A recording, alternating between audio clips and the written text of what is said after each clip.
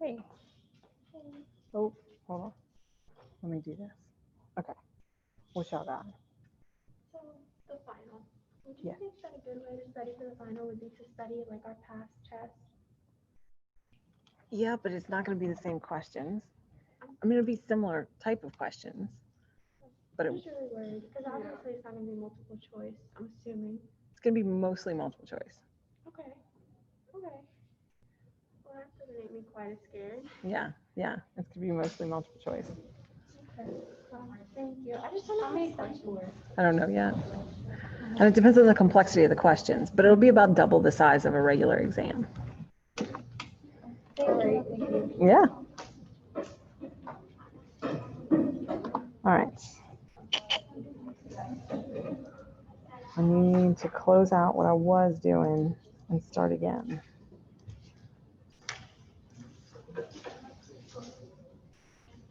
Why is it saving to there?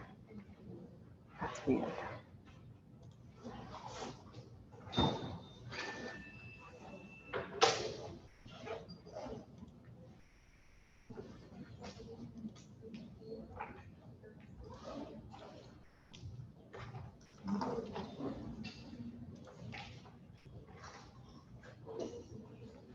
What number did we leave off on?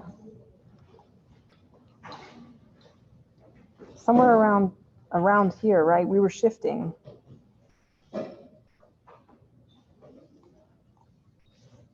Somewhere in there. 9.27. Oh, thank you. Let's see if I can make this. There we go. All right. Thank you, Jason. 9.27. Okay. So 9.28.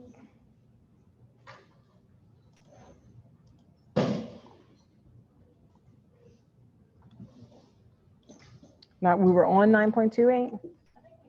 We did 9.28. Okay. So then we're on 9.30. Awesome.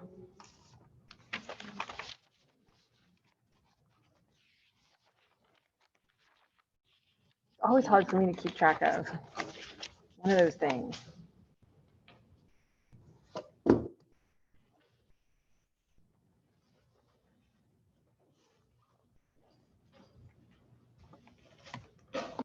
Pull out.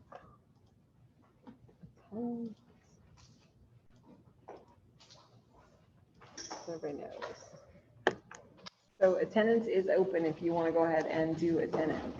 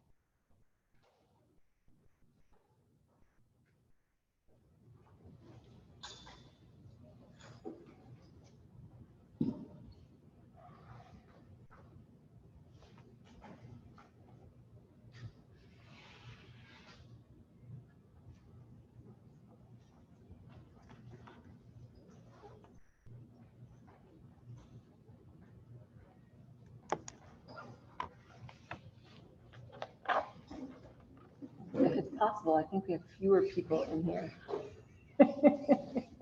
Y'all can be surprised at how many people are in here on exam day, on final exam day, when it's in person. In here, everybody will be here.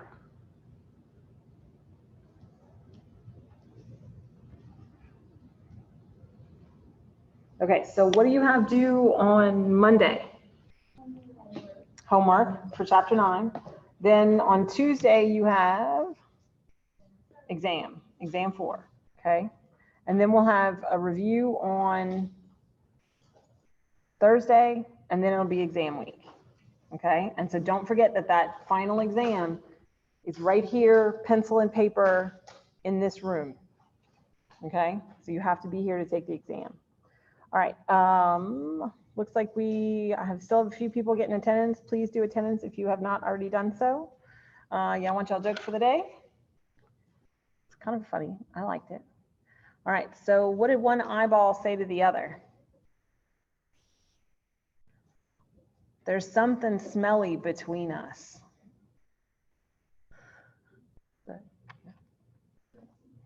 All right. Thought it was kind of funny. Did I tell y'all Charles's math joke? No? Oh, okay. This one he laughed for like 20 minutes at. And it was not my joke, and I don't even think it's that funny, but he laughed for like 20 minutes because it's a math joke, and he loves math. So 2 4s sat down at the table, but neither one ate. Why?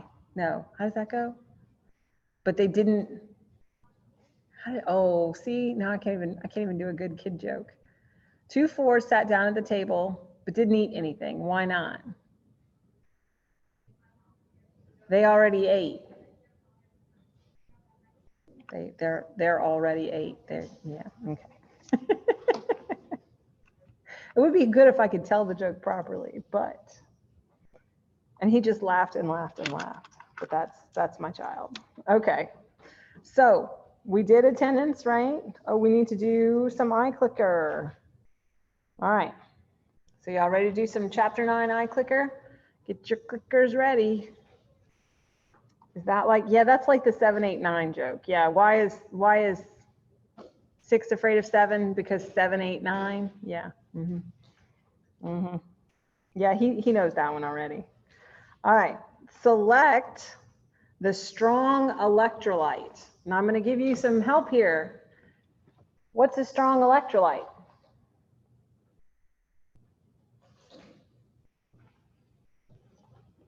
If y'all talk, I'm going to help you. What's a strong electrolyte?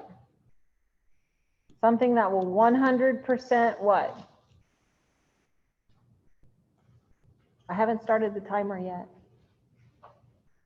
100% disassociate. 100% disassociate. There are 2 different things that will do that. They are called, what 2 things? Strong. There are 2 things that are strong. Strong bases and strong acids. How do I know if something is a strong acid?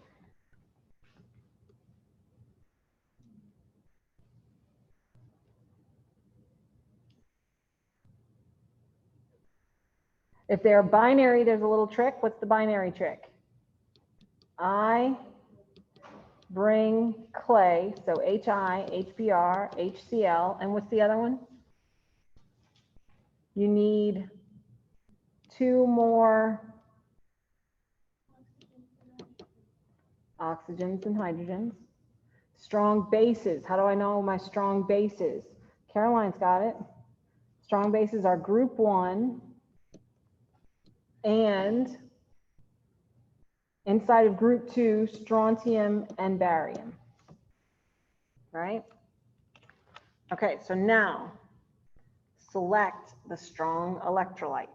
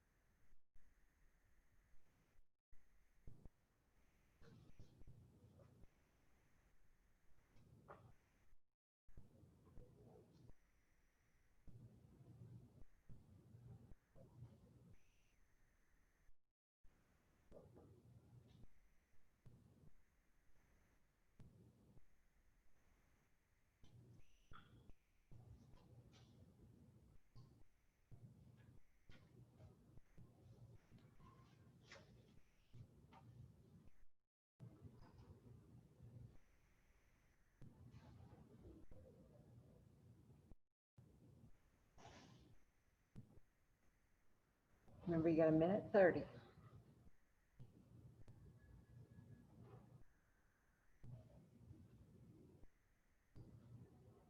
Ten seconds.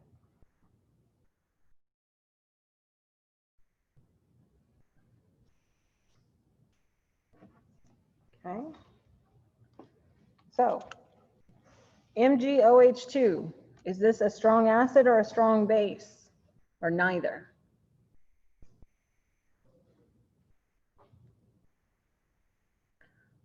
What group is magnesium in? It's neither. That is correct. It's neither. Magnesium's in group, like what column in the periodic table? Group 2. Is it strontium or barium?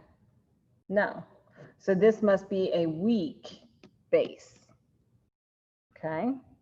All right, KOH. We have an OH there, so it's a base. What column is potassium in? It's in group 1. So what is this? A strong base. How about NH3? Do y'all know if that's an acid or a base?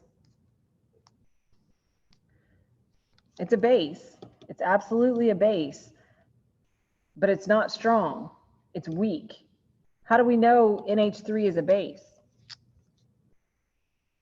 What's the definition of a base?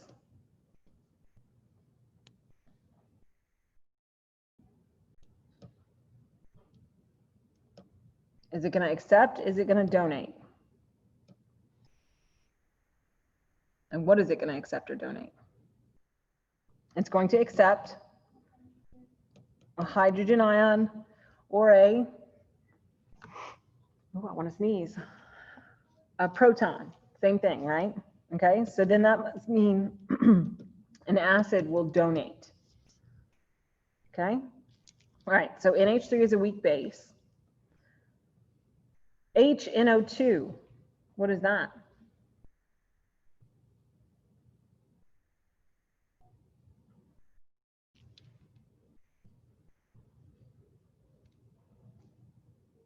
It's got a hydrogen, it can donate that hydrogen, so it is an acid. Well, let's see if it's a strong acid or not.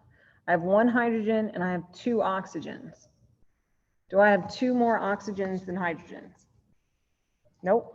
So it is weak. So what was the correct answer? B. Correct answer was B. Okay. So if you knew your strong acids and strong bases, then you could figure out that there was only one that was a strong base. And a lot of times the way you can recognize that is if you're looking at this OH, if there's no subscript in front of this first element, that means it's an element from group 1, right? But up here, what do we have? A subscript. So this means that the magnesium's a +2, which means it must be in group 2. Okay. All right, let's try another one. According to Bronsted-Lowry theory, NH3 is a base because what?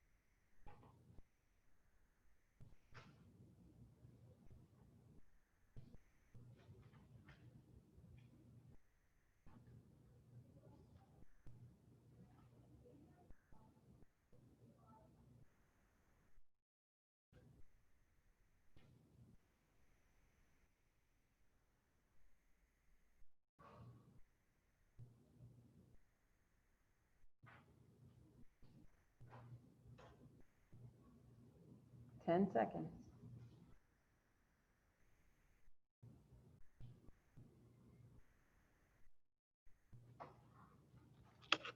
Okay. So what's a base? A base is something that, y'all told me just a second ago, accepts a hydrogen ion. And what's another word for a hydrogen ion? A proton, right?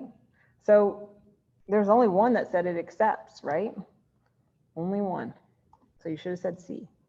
Good. Very good. Okay. All right, now we're going to go the opposite way. According to the same theory, when an acid is dissolved in water, it does what?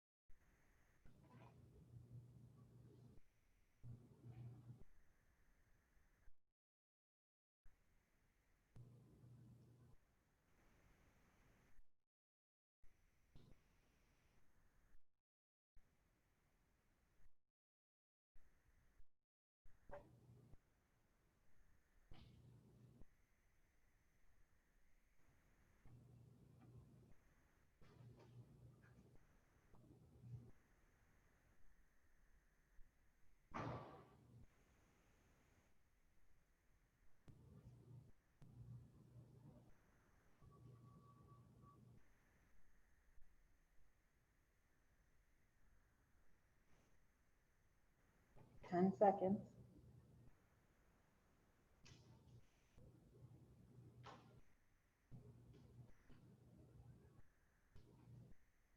Okay. So we know the definition of an acid, right? An acid is one that does what? Donates our hydrogen ion or our proton, right?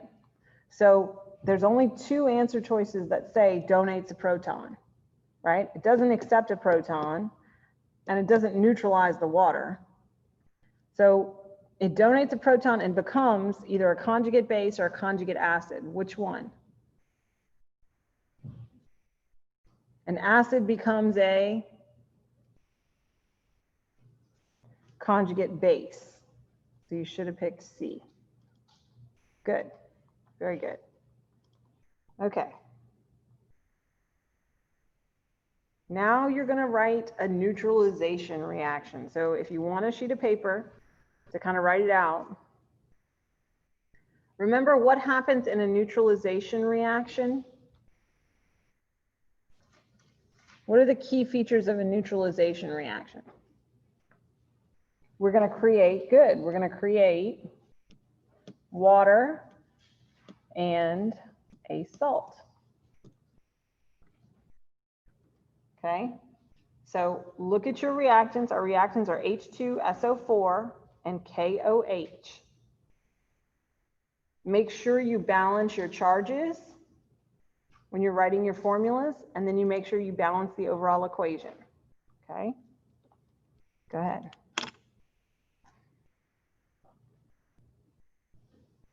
And I'll give y'all 2 minutes.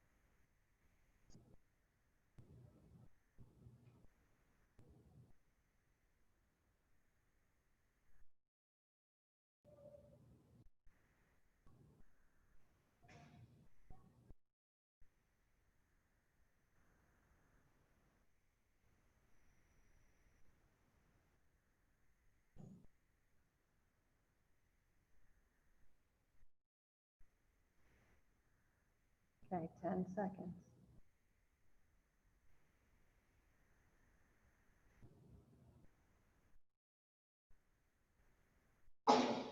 Bless you.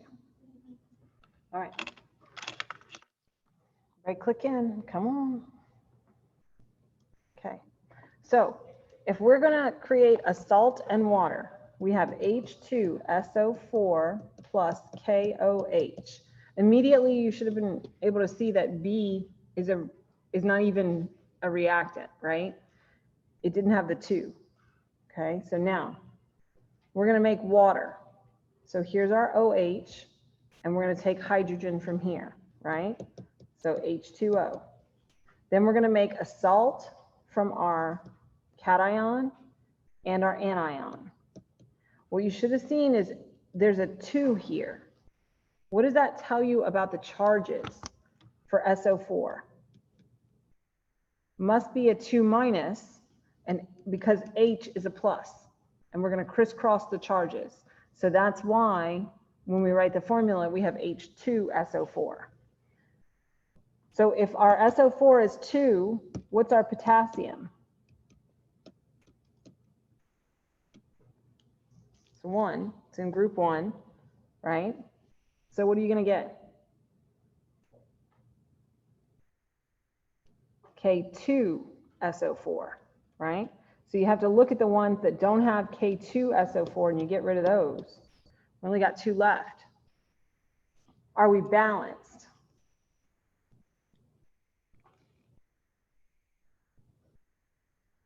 No, we're not balanced. We're absolutely not balanced. How could we be balanced?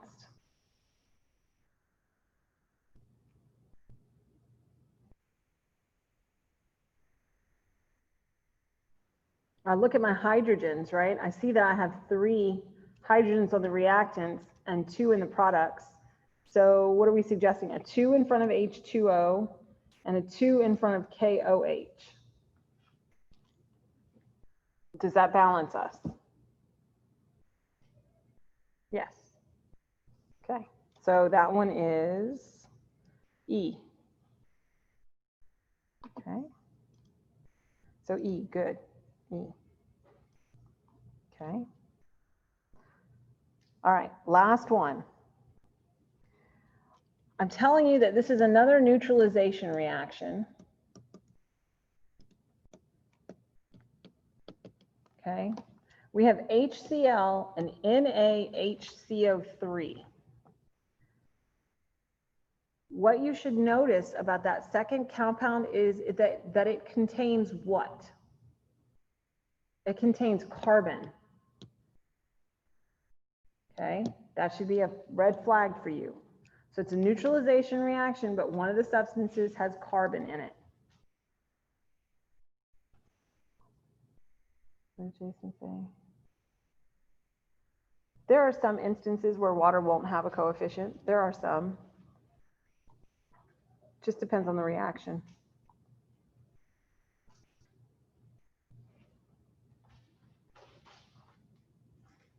And you don't have to balance this one. All you have to do is list the products.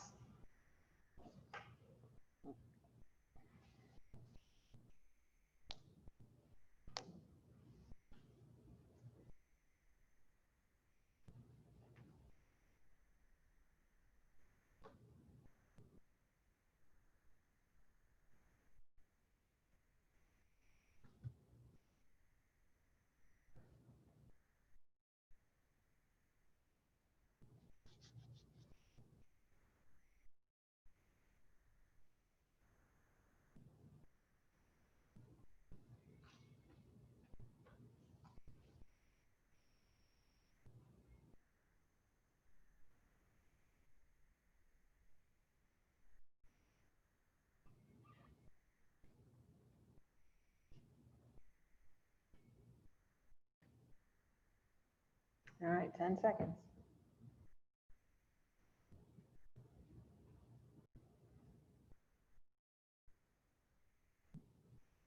Okay, so we know a regular neutralization reaction produces what? Makes salt and water.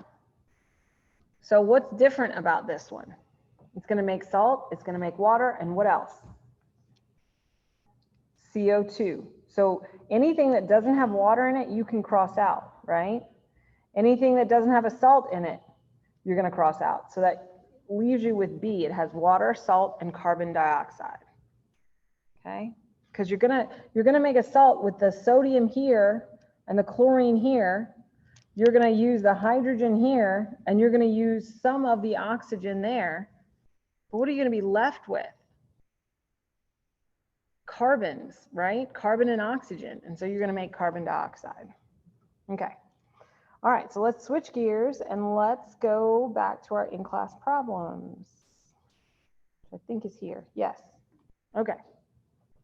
So when we left yesterday, whatever day that was, Tuesday, we were talking about shifting reactions, right? And what happens in order to maintain equilibrium in reactions.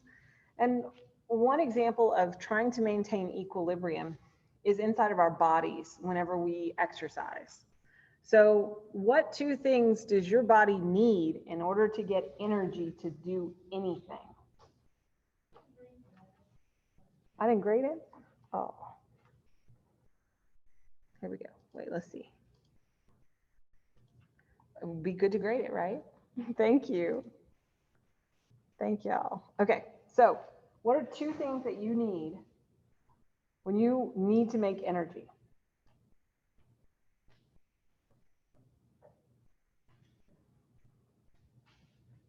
If you don't do these two things, you will eventually die. Well, very shortly. We want ATP. Yes, we need to make ATP. So this is going to make ATP for us. But we need to eat something. What do we usually eat? What is this? Glucose. And we know that we can metabolize glucose in a combustion reaction inside of our bodies, right? This is cellular respiration. And what else do we need in order to make that cellular respiration go?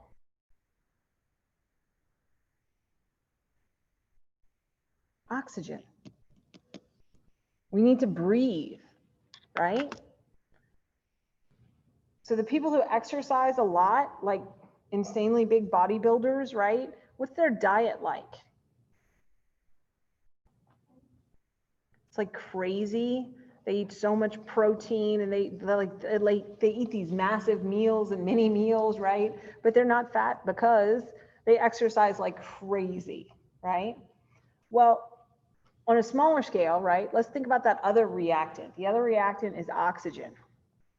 If we go and exercise, what are some changes that are gonna occur in your body? I'm gonna go start running. What's the first thing that you're gonna start to do? Unless you're a marathon runner and you're a really good runner, right?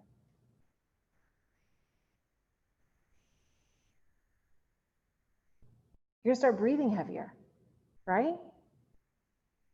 You start panting. Now, what happens if you stop running? What's gonna happen to your breathing rate?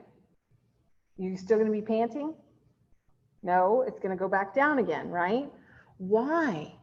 Why do we breathe faster?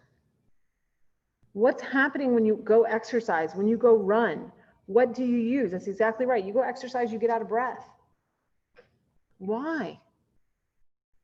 Because we are using up our energy source, our glucose, our whatever it is that you have eaten, and you're turning it into energy. Well, in order to do that, you need oxygen. So when you exercise, you're using up your organic source like glucose, and you're using up oxygen. So your CO2 levels inside of your blood start to rise. CO2, because that's a waste product, right? Your brain senses, oh, that's high levels of carbon dioxide in the blood. Then what does it tell your body to do? Start breathing faster. It's still monitoring carbon dioxide. I stop running, and then my breathing rate goes back to normal because my carbon dioxide levels come back to normal, right? So it's a sensor inside of the brain, right? So why do you breathe faster when you exercise? So when you exercise, You use up what?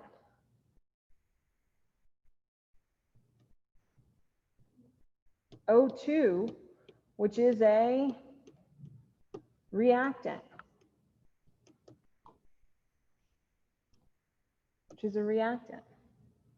So then you breathe faster.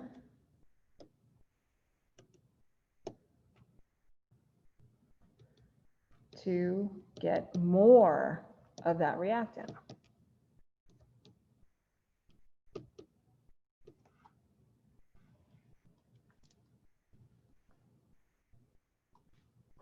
Okay. All right, so that kind of wraps up our equilibrium. Now we're going to talk for the rest of the day today about acids and bases. The rest of the day is about acids and bases, right? So when we talked about acid and bases, we talked about strong acids and bases and weak acids and bases, right? So you'll have tables on your exam that have the common strong acids and strong bases. But the other way that you can identify if something is weak or strong is you can look at what's called the Ka value. What's a K? What is K? Concentration of products over concentration of reactants. So the Ka is for an acid that is dissociating, like let's say HCl, right? It's the reaction that's going to turn HCl into H plus and Cl minus, right? That's got reactants, that's got products. That's what the Ka refers to. How efficient is that reaction? If it disassociates completely, that's a really strong acid, right? If it only disassociates a little bit and wants to stay as the reactant, then you're going to have a different Ka, right? So when we look at those Ka values, what we can say is that the closer, if I can move this over, the closer that this Ka value is to 1, the stronger the acid is going to be. So I will give you this table for the exam, but I will not give you this arrow. But I'm going to show you an easy way to know this. Do you think water is a strong acid or a weak acid? Like, I'm not sure about you guys, but I don't really want to put my hand in a container of hydrochloric acid, right? Because it's a strong acid and you would be seriously damaged, But how about water? Could we do it in water? Did you put your hand in water? Yeah, you can put your hand in water, but it's an acid. I thought we said it was an acid. It is. It's just really, really, really weak. So look down here, 1 times 10 to the negative 14. Is that a big number or a small number? 1, 2, 3, 4, 5, 6, 7, 8, 9, 10, 11, 12, 13, 14. Is that a big number or a small number? That is really, really small, right? So what this Ka is saying is that that hydrogen on water doesn't come off very easily. That's what that Ka is telling me. But if I have my hydrogen sulfate ion up here, this has a Ka of 1 times 10 to the negative 2. What is 1 times 10 to the negative 2? 1, I'm going to put a 2. I need a 2. Right?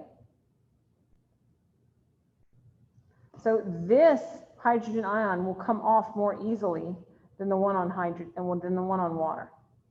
So the closer our Ka is to 1, the stronger the acid is. Okay? But if you're given the table, weak acids are by water, strong acids are up at the top. Okay? So if we look at our choices here, so use the tables and identify the stronger acid in each pair. HCN or H2CO3. Could you find HCN and H2CO3? Here's HCN, and H2CO3 is right here. Carbonic acid and hydrocyanic acid. So which one is stronger? Carbonic acid is stronger. The one farthest away from water is stronger. So carbonic acid. All right, H3PO4 or H2PO4 minus. So here's, which one? H3 and H2. H3 and H2. So which one is stronger? Phosphoric acid or dihydrogen phosphate? Phosphoric acid. Good. Okay, so come down here. All right, HCl or HSO4. Well, SO4 is right here. Hydrogen sulfate ion. Where's HCl?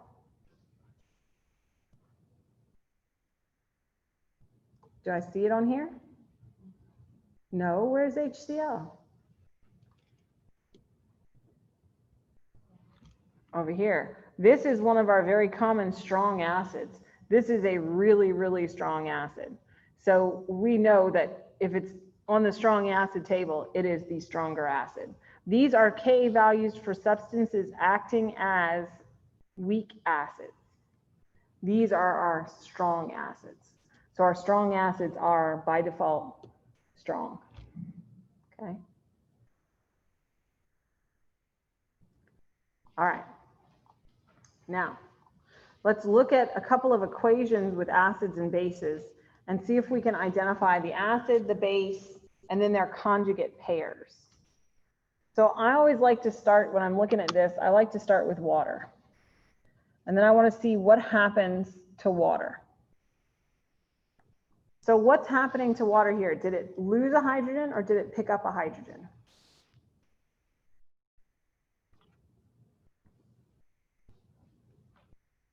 It picked up, it accepted a hydrogen ion. So which one is the definition of accepting a hydrogen ion?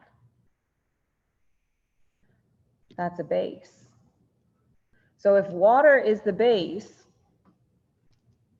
what is H3O plus? H3O plus is our conjugate acid. So that's a pair. A base and the conjugate acid, that's a pair. Now look at your H3PO4. What does it turn into?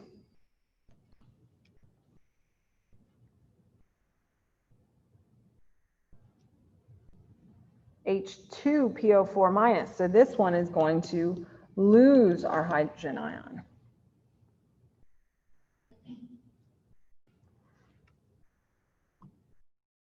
Yes, that's true. So Nicole says, think about your teeth. Your dentist tells you to drink mostly water because plain water doesn't cause tooth decay because it's not acidic and it's not basic.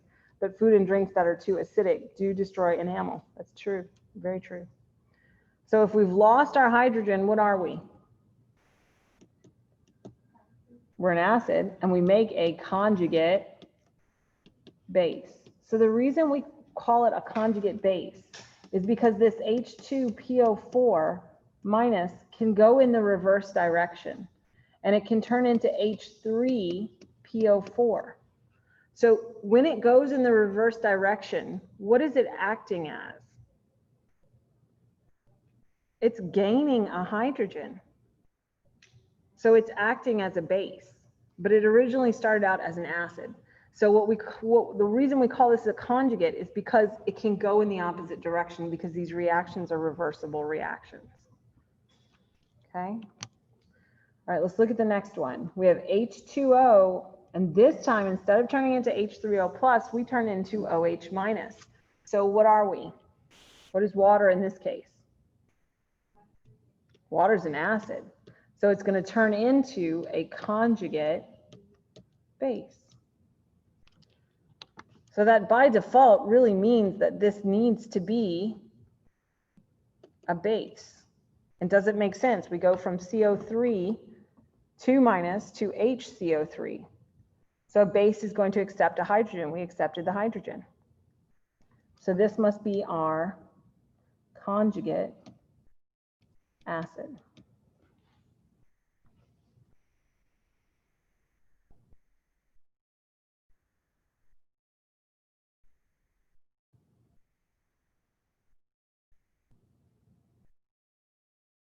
Y'all okay on that?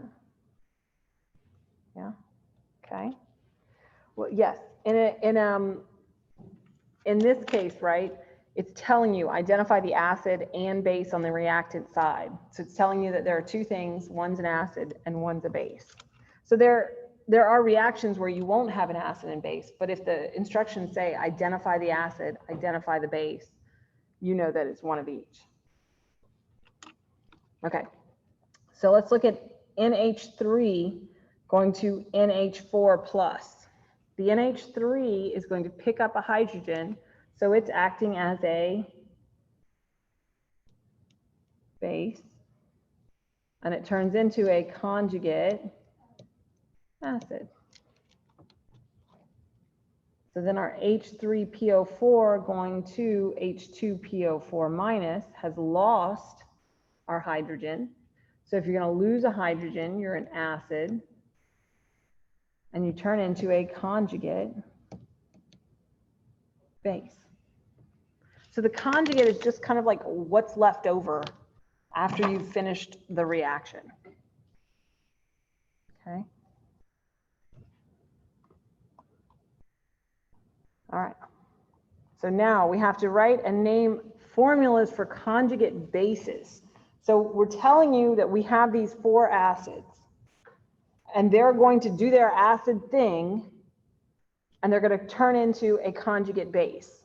So in order to go from an acid to a conjugate base, what's going to happen? Right, that's right. That's what an acid does. It will donate a hydrogen ion.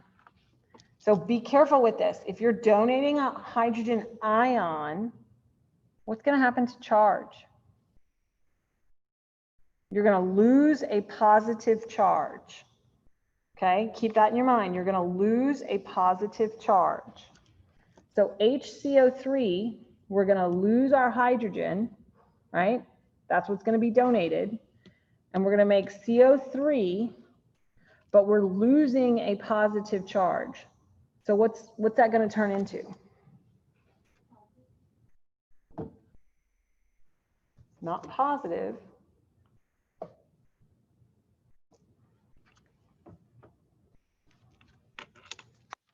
You're going to lose a positive charge. You're going to become more what? You're going to become more negative. That's exactly right.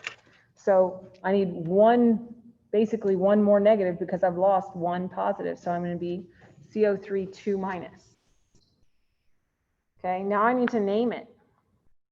What does this look like? A polyatomic ion, yes. So go to your polyatomic ion table and go find CO3 2 minus. What is CO3 2 minus?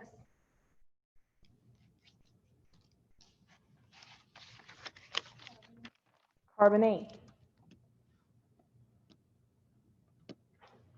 Okay. H3O plus. Remember, we're going to get rid of a hydrogen.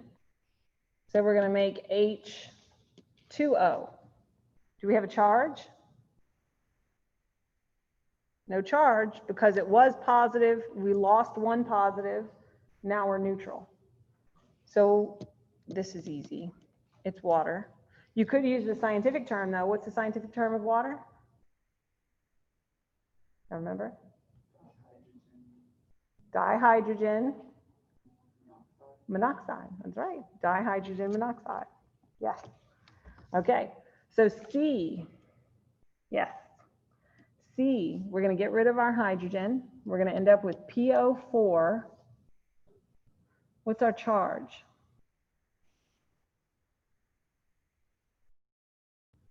3 minus. That's right. So go look on your polyatomic ion table. What is PO4 3 minus? Phosphate. Yes.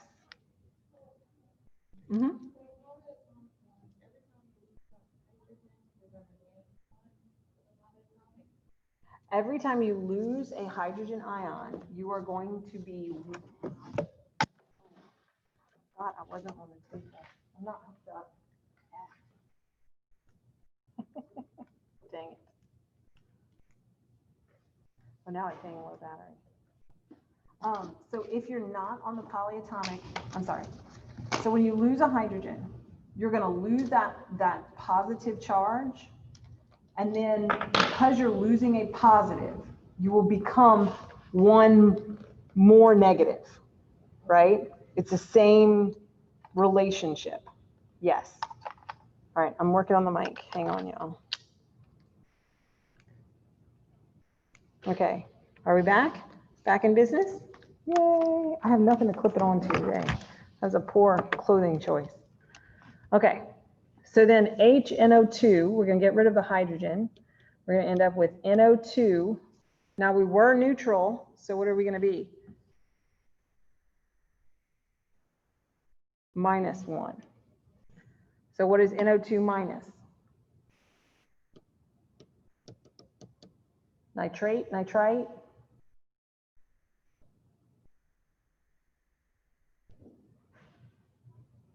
Anybody? Takers? Nitrite. Nitrite. Okay. Same thing on this one, but what are we doing now? Whoa. We want to write the name and formula of the conjugate acid formed from each of the bases. So if we have a base going to a conjugate acid, what are we going to do? We're going to accept a hydrogen ion. So remember, your charges are going to change just like they did before. So SO4 2 minus, we're going to get H SO4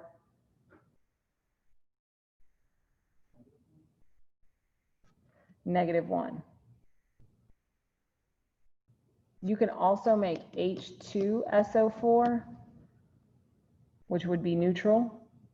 You can make either one. It doesn't matter to me because you're still picking up a hydrogen, but usually they happen in one hydrogen at a time. So usually they're asking you to add just one hydrogen. Okay. So if this were HSO4 minus, what do I name this? Hydrogen sulfate. Right? Because SO4 2 minus itself is sulfate. And so all we're doing is saying that we're putting a hydrogen on that. Cn minus, this is cyanide ion. So what do you think we're going to call this one when we put a hydrogen on there? It's HCN. We're going to call this hydrogen cyanide. It could also be called one other thing because it's neutral. If it's neutral, you're going to call it by an acid. If it's charged, you find it in the polyatomic ion table. So either hydrogen cyanide, or you could call it hydrocyanic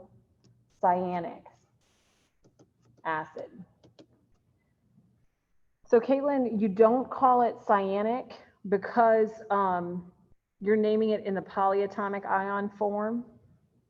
If you name it in the acid form, you put the IC.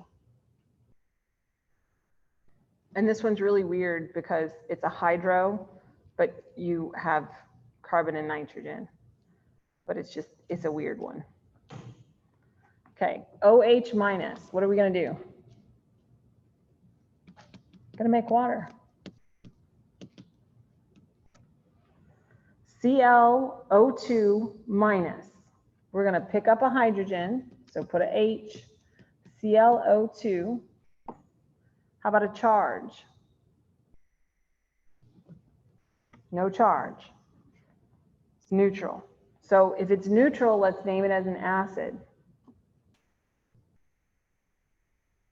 How would you name it as an acid? We'll give it both names. We'll name them both. So what is, if this is chlorite, right? They're telling you it's chlorite. So remember, I went to chemistry class and I got 8 ick. If I could erase, that would be wonderful. 8 ick-itis.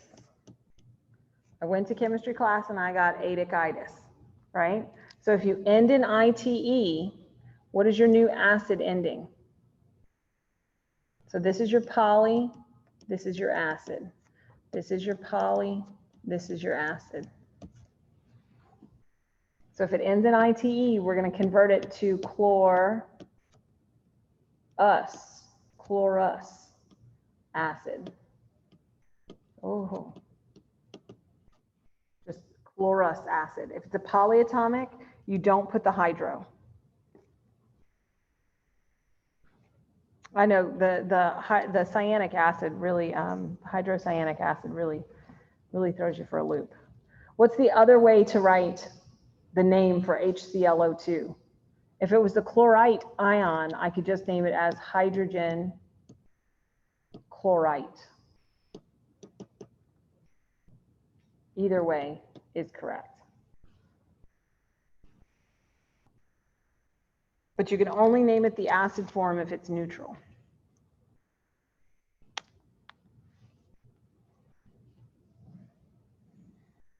Okay. All right.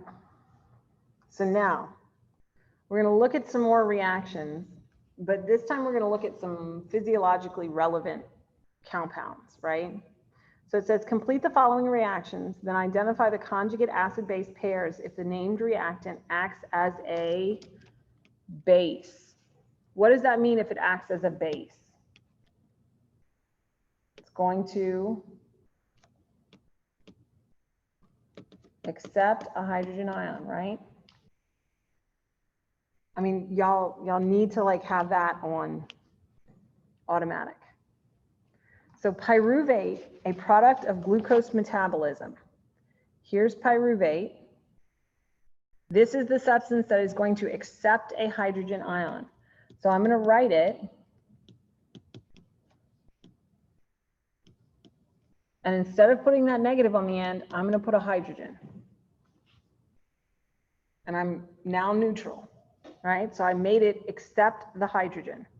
So if this is the base, what did I just draw? The conjugate acid. Okay, so now I need to look at water. Water, if this is the base, water is going to act as the acid. What does an acid do? Donates. And so what are you going to end up with? You're going to end up with OH minus, like Abigail said. Yeah. Okay, and always do put your states in matter. So this OH minus that I just drew is the conjugate base.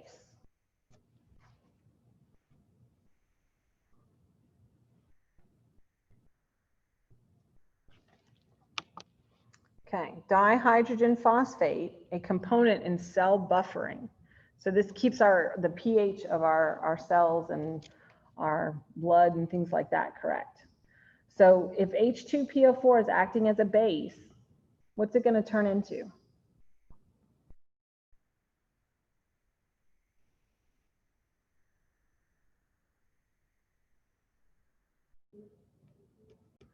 H3PO4, that's correct.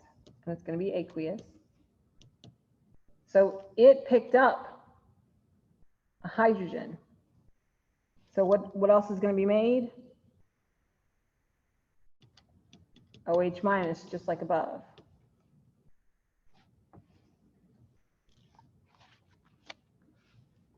Okay, so let's label our stuff. We said it had to be that H2PO4, our dihydrogen phosphate, is the base. That's what it told us.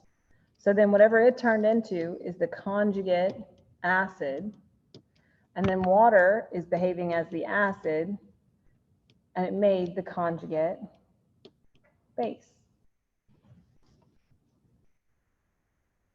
Okay, last one. Bicarbonate is the base. So what is it going to turn into? We have HCO3 minus. What do we turn into? H2. We picked up a hydrogen. ClO3. What's my charge? Neutral. So we're aqueous.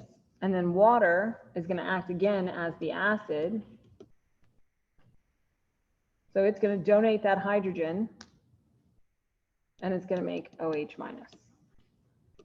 So then our H2CO3 is the conjugate acid, and then the OH minus is the conjugate base. Okay?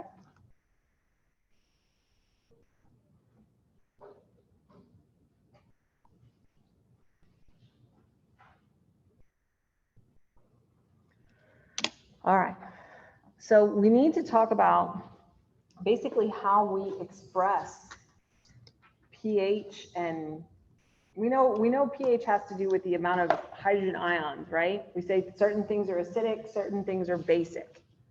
Things that are acidic, things that are a strong acid, their hydrogen ions are going to dissociate really, really easily. So solutions that are very acidic, like hydrochloric acid, have lots of hydrogen ions, or those hydronium ions, H3O+, right? So things like your stomach acid, right? That's why they call it stomach acid, because it gives up its protons like crazy. So you have a really high concentration of hydrogen ions there. How about bases? Bases do what? Bases are going to accept those hydrogen ions. So are you going to have a lot in solution if the base is taking it away all the time? No, you're going to have very little in there, right? And so your concentration of hydronium ions is going to be really, really small.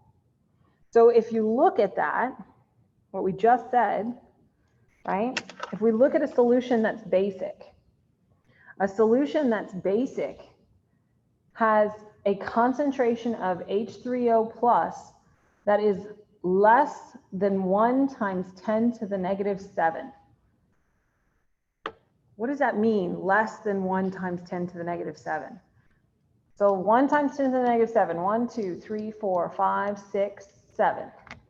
What's less than this? 6, 7, 8, 9, 10. See how this number is less? This new number that I wrote, right? This is 1 times 10 to the negative 7. This is 1 times 10 to the negative 10. So my exponent, my negative exponent, is going to get bigger if I'm basic. The reverse is true if I am acidic. If I am acidic, right, I'm going to have maybe, what is this? 1 times 10 to the 1, 2, 3. 1 times 10 to the negative 3. So do you see what happens with those exponents? When we're basic, we have large negative exponents. When we're acidic, we have small negative exponents. And it makes sense because, you know, pH really is the concentration of hydronium ions in solution. But how easy is it to look at all those exponents? Kind of sucks, right? It's hard because you kind of have to think in reverse. So an easier way is to think about pH.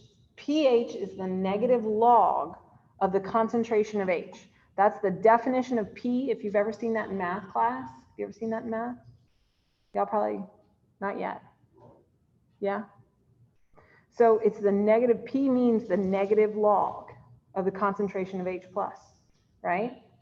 So if I want to solve for the pH and I'm given the concentration of H3O+, I can solve for it really easily. And I can look at my values and I can say, all right, well, if this has an exponent that's about 10 to the negative 7, I'm going to be neutral. If this has something that's 10 to the negative 8, 10 to the negative 9, 10 to the negative 10, I'm going to be basic. Or over here, if I have 10 to the negative 6, 10 to the negative 5, negative 4, then I'm going to be acidic. So you can look either way, but it's easier to look at pH. It's much, much easier. Okay, so let's look at these. Soda has a pH of 3.2. Whoa, what is soda? Soda is acidic. Ooh.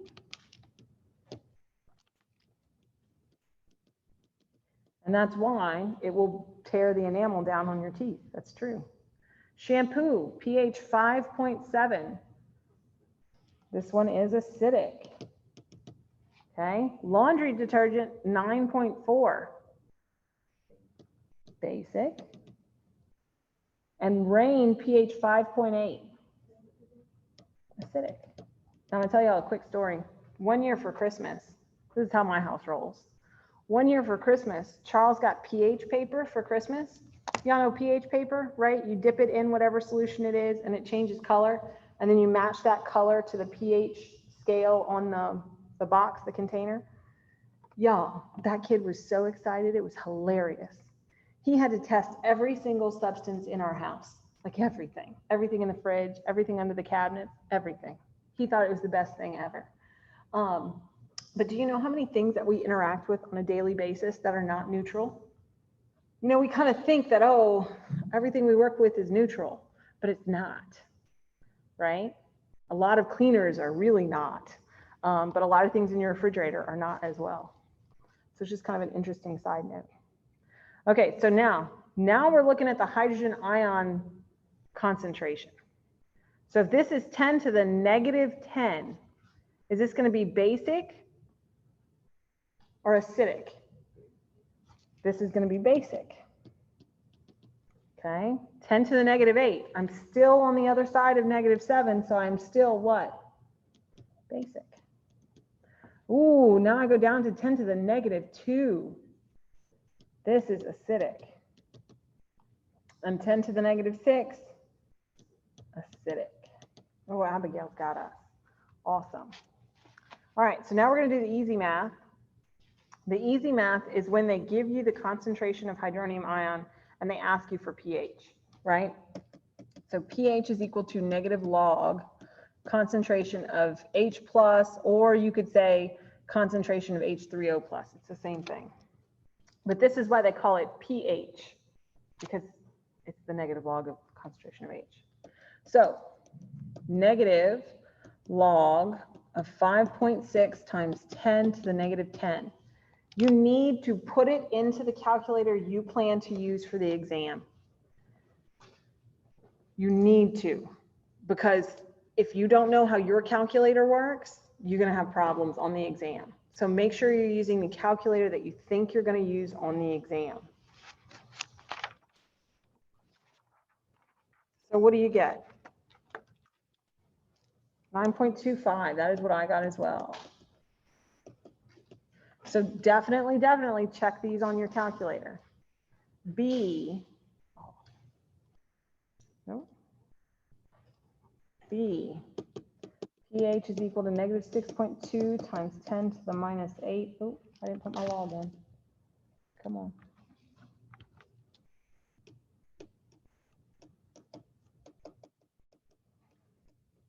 Okay, so what do we get for pH? 7.2. And I am not going to test you on significant figures in pH. The rules for significant figures in pH are a whole different ball of wax. So we're not going to go there. So we said that was basic, right? It's above pH 7. We're kind of checking ourselves here. This was also basic. It is indeed above pH 7. Okay, C, pH is equal to the negative log 5 times 10 to the minus 2. So when you watch the videos, the pre-recorded lectures, you could see my calculator. So if you're having trouble, you can always go back to that video so you can see. I tried to use a calculator I thought most people were using. So C, we get 1.3. So this is acidic. And then D, pH is equal to negative log 1.8 times 10 to the negative 6. And I got, yep, 5.74. And there are no units with pH. There are no units. So that's the easy one. Now we have to be able to go backwards and be able to calculate the hydronium concentration if we're given a pH, right? So how do we do that? Well, we know that pH is equal to the negative log of the concentration of H+, right?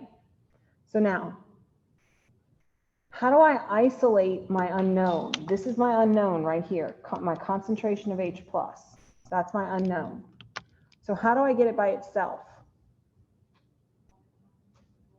Well, let's change the sign first. Let's do it one step at a time, right?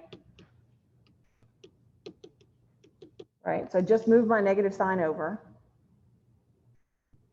Now, I need to do the opposite of the log.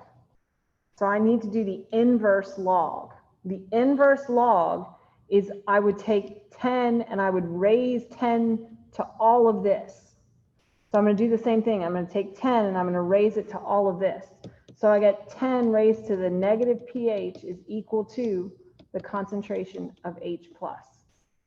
So on your calculators, the button that says log, usually if you press second log, it will do the inverse of log.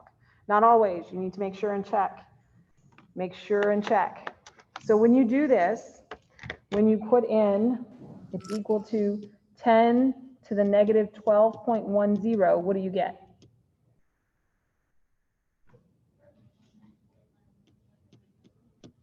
Times 10 to the negative 13. Yes. And don't worry about significant figures. Just pick the answer choice that's closest to what you get. Coffee, pH 5.5. So I'm going to say 10 raised to the negative 5.5 is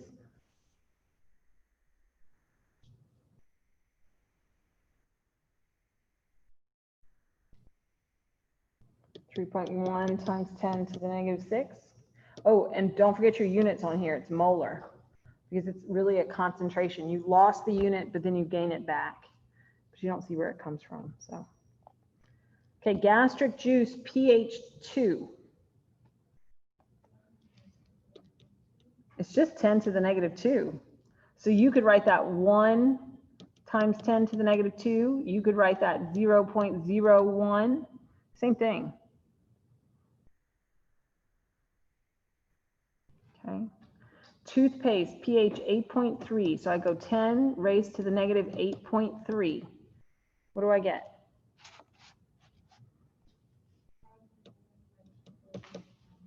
Five times 10 to the negative 9.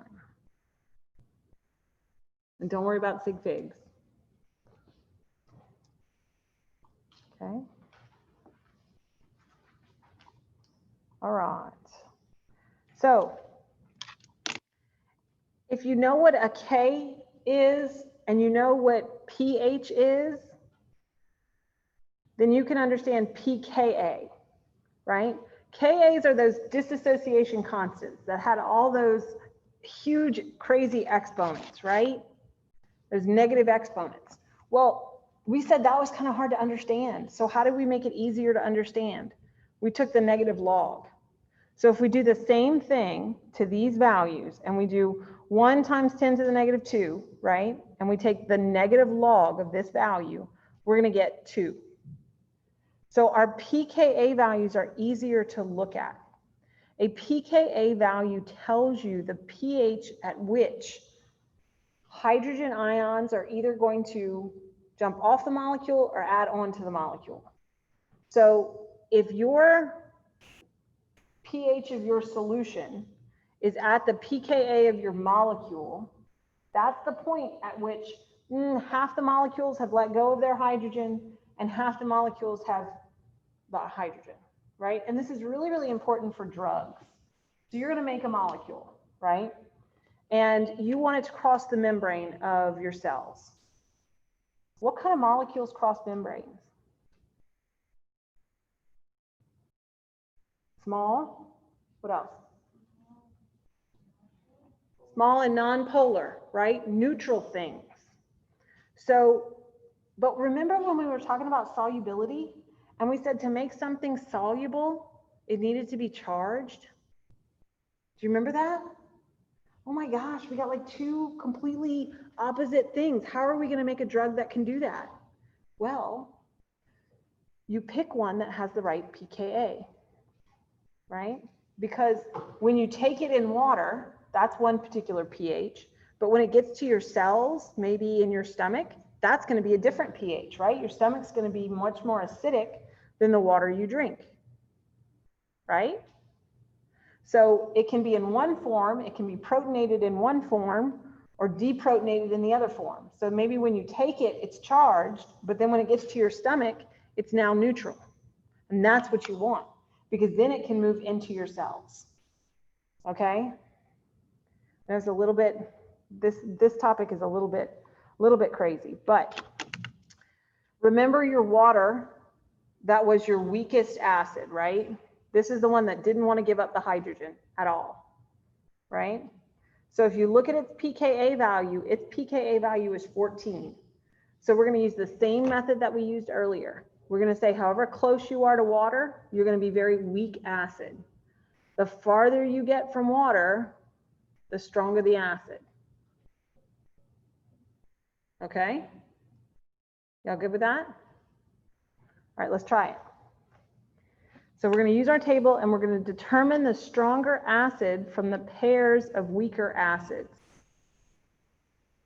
HCl or HCN? I don't even have to go look at the table for this. What is HCl? I bring clay. It's a strong acid. So that's going to be your strong one. I don't even have to go looking for that. You could. Acetic acid or ammonium ion. So let's go up here. Acetic acid or ammonium ion. Which one's stronger? Acetic acid, whichever one's farther from water. So acetic acid. Carbonic acid or bicarbonate ion.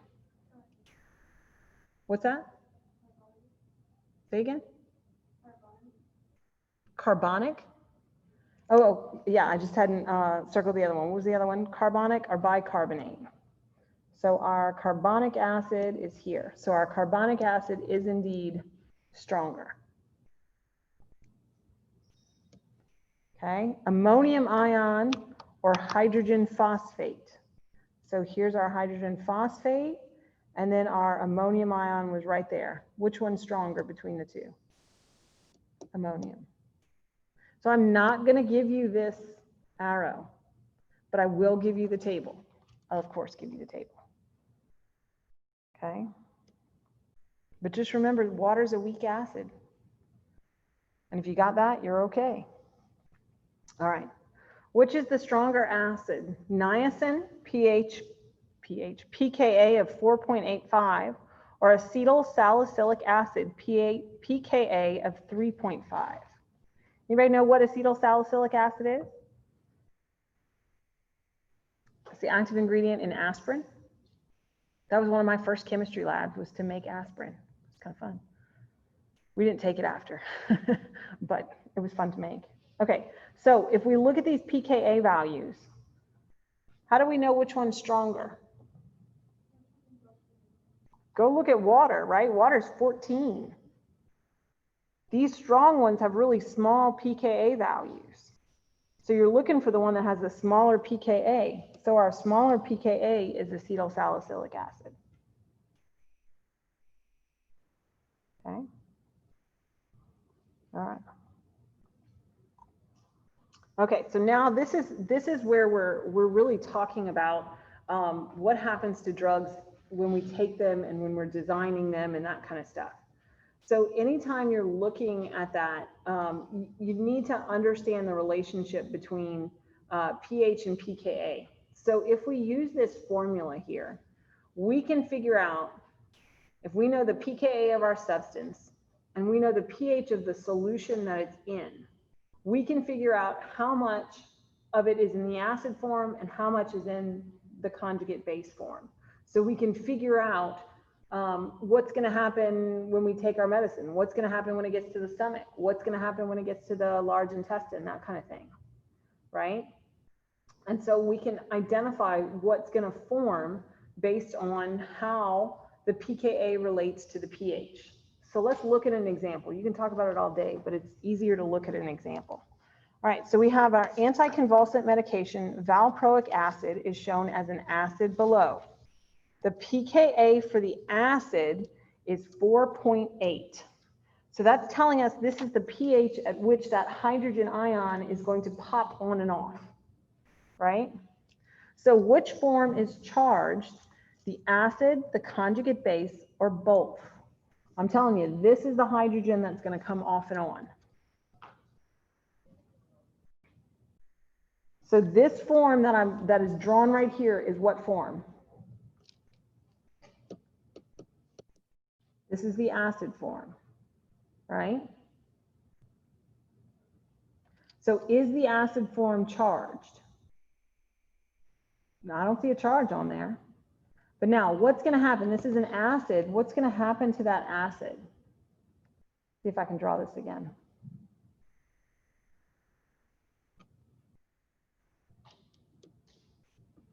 If I'm an acid, I have to lose that hydrogen. And what did I form? A conjugate base. Is the conjugate base charged?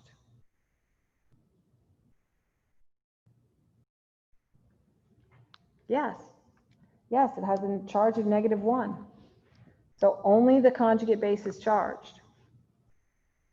Which form is going to predominate in the first part of the small intestine, the jejunum, where the pH is between 6 and 7?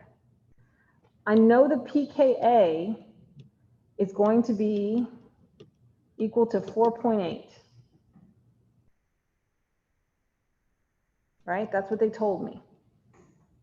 So what's going to happen as I increase the pH?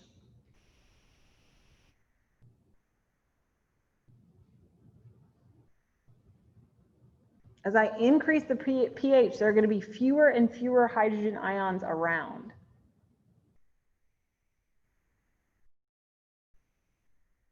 Right? That's what happens. We're going from being acidic to becoming almost neutral, right? So we have fewer hydrogen ions around. If we have fewer hydrogen ions around, are we going to have a molecule that has the hydrogen attached or not? We're not. So we're going to have more what? Conjugate base. Now, which form, acid or conjugate base, will be able to more easily diffuse through a cell membrane? Which one do you think? What do we say you need to be in order to cross a membrane? You need to be neutral. So which form is neutral? The acid form. Now those answers are going to be different depending on the molecule and depending on the pKa of those molecules, right? Because not all molecules are made the same.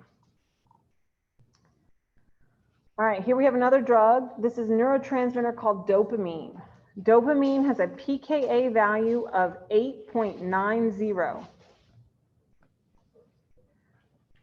Will the acid or the conjugate base predominate at the following pH values? So let's write these down: 7.45, 8.90, and 13.40. We'll make a little table.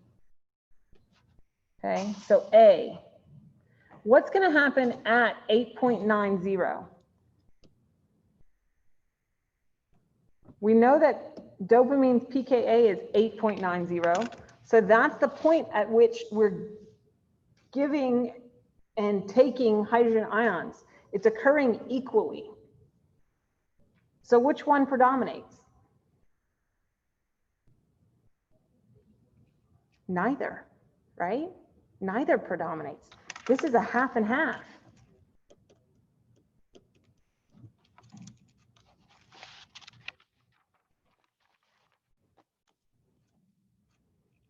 Okay, now what if we drop the pH?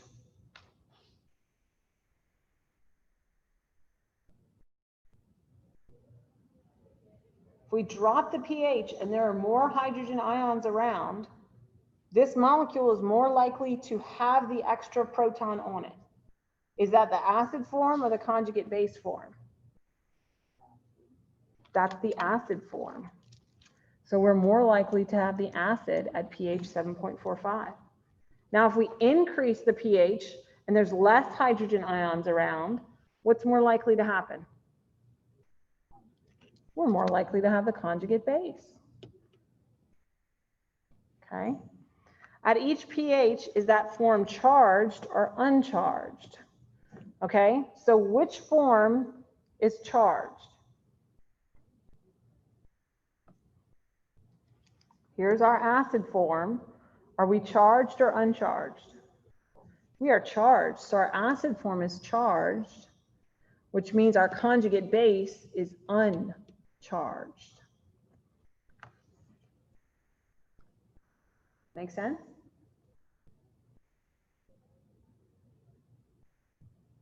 So how about at 8.90? You're going to have, again, half and half, because you have half acid and half conjugate base. So you're going to have half charged, half uncharged.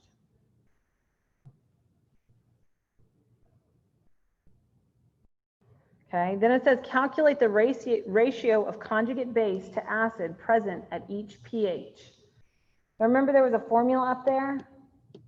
pH is equal to, sit up here.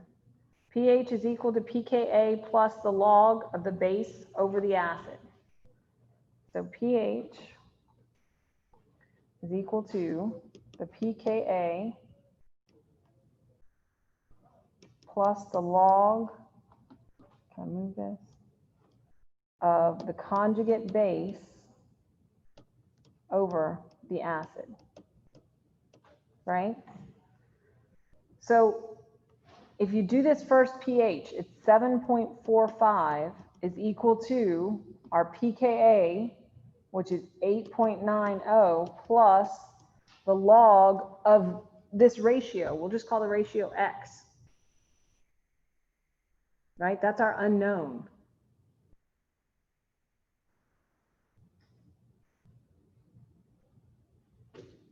So what do?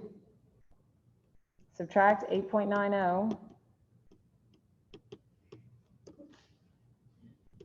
So you get 7.45 minus 8.90 is equal to the log of X. So remember what to do with the log? You do the inverse.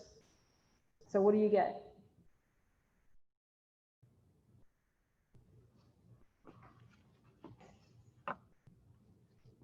What do you get?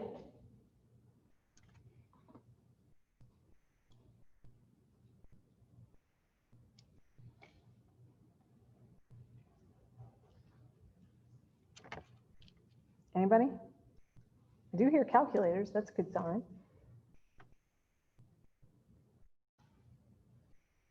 I got 0.035. Is that what y'all got? No or yes? Yes. Okay, so think about it. It's supposed to be a really small number, right? Because this is the ratio of conjugate base to acid. Well, you just told me that there was way more acid. So this number should be really small because it's the denominator, right? In the 13.40, what should we have, a small number or a big number? You should end up with a big number. You get like 32,000 when you put it in your calculator. That's huge. And the reason is you have lots of conjugate base and not so much acid. How about this at pH, where our pH is equal to our pKa? What should our ratio be? Don't even plug it into the calculator. If you have half and half, that means 50% is one species, 50% is the other species. So for every one acid form, you have how many conjugate base form?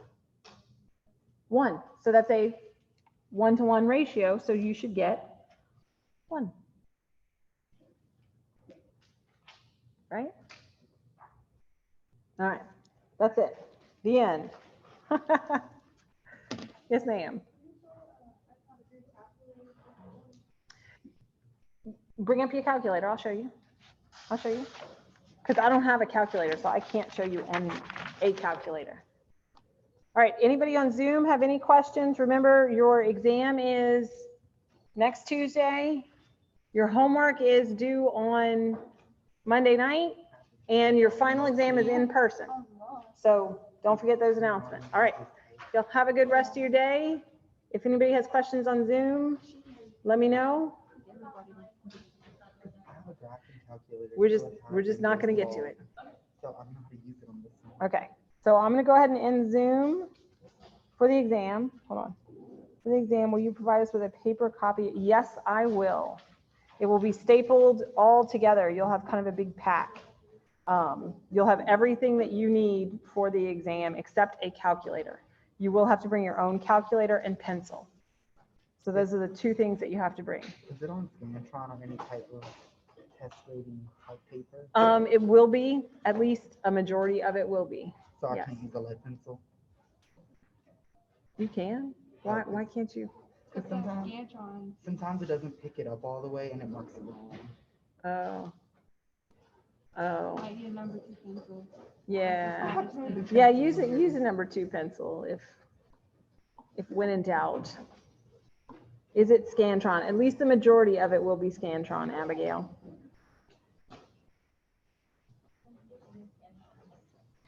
What's that? Okay. Anybody else with a Zoom question? I'm going to go ahead and end it so we don't have a, 2-hour long. Is it Scantron? Will you provide? Yes. Yes. All you need to bring is your calculator and your pencil or writing utensil, whatever it is. Okay. Yes, no problem. All right. Any other questions on Zoom? Okay. Y'all have a great afternoon, and I'm going to try to end the Zoom. For inverse log,